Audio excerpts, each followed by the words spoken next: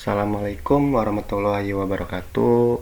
Perkenalkan, nama saya Bagus Apriyadi Pratama dengan NIM 113200007. Di sini saya mahasiswa program studi Sistem Komputer, Fakultas Teknologi Informasi, Universitas Serang Raya. Di sini saya akan mempresentasikan etika profesi penetration tester guna untuk membantu ujian akhir semester.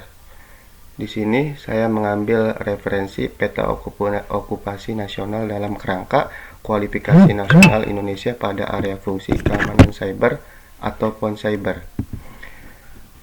Di sini ada daftar pertanyaan. Daftar pertanyaan pertama, apakah hanya berbekal ijazah S1 Sistem Komputer sudah cukup? Jawabannya berdasarkan PON-Cyber yang dikeluarkan oleh Kementerian Komunikasi dan Informatika Republik Indonesia, memiliki ijazah S1 Sistem Komputer tentu memberikan dasar yang kuat dalam bidang teknologi informasi dan komputer. Namun dalam konteks keamanan cyber diperlukan pemahaman yang mendalam tentang aspek keamanan komputer, jaringan, dan sistem informasi. Jadi sementara memiliki ijazah S1 Sistem Komputer merupakan langkah awal yang baik untuk menjadi ahli keamanan cyber yang kompeten.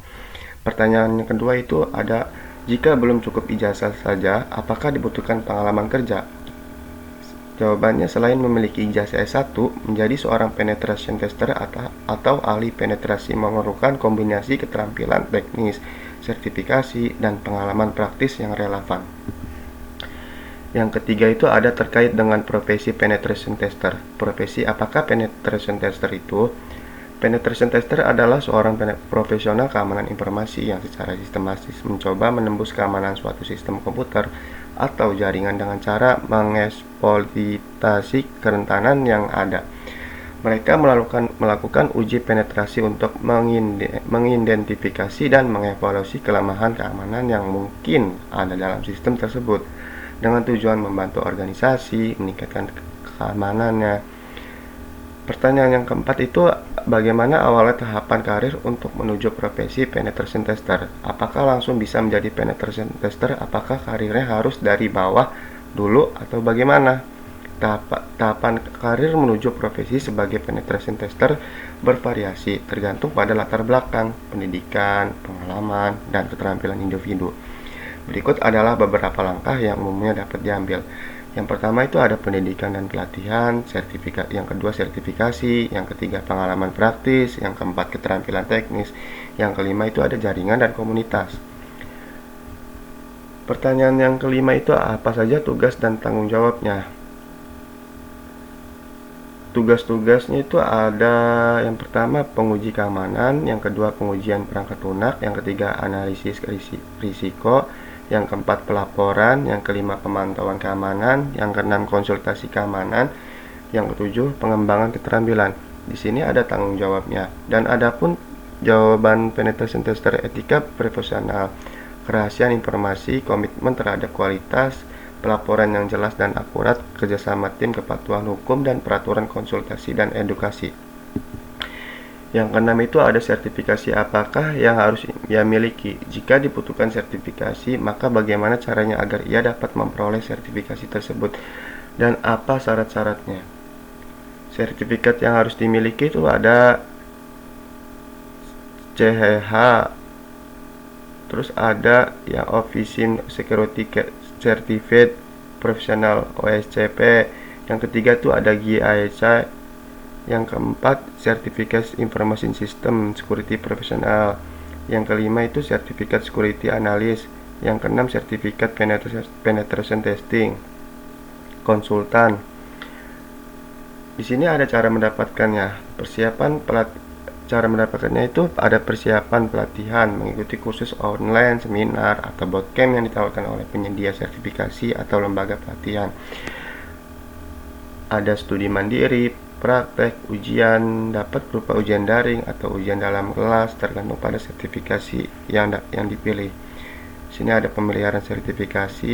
Di sini syarat-syaratnya itu untuk mendapatkan sertifikat maka cukup mengikuti proses pendaftaran dengan mengisi formulir online, membayar, dan kemudian mengikuti pelatihan dan ujian. Untuk biaya yang harus mengeluarkan biaya kurang lebih 30 juta rupiah. Organisasi profesi apa yang menaungi profesi ini? Profesi penetration tester tidak secara khusus dinaungi oleh satu organisasi profesi tunggal, tetapi ada beberapa badan dan organisasi yang berperan dalam pengembangan standar, etika, dan pelatihan untuk profesional keamanan informasi, termasuk penetration tester. Beberapa diantaranya termasuk ada, yang pertama itu ada ISC, International Information System Security Certificate Consortium. Yang kedua itu ada EC-Council. Yang keempat itu ada Offensive Security. Yang kelima itu ada Informasi Sistem Audit dan Control Association.